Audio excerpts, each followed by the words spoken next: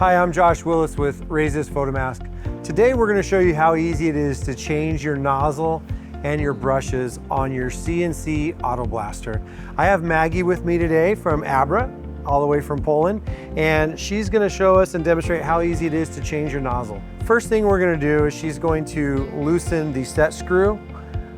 Once that's loose, that's going to allow her to remove the nozzle from the holder. She's going to slide that up.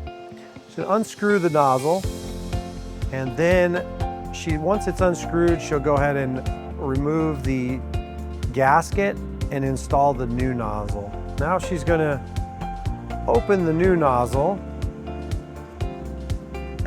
Always remember to put the gasket in the hose. Small side in first. She's going to make sure it's nice and snug. Hand tight is all we need. We don't need to put any tools on it. She's going to reinsert the nozzle back in the housing and then tighten the set screw. Don't over tighten the set screw, just needs to be nice and snug.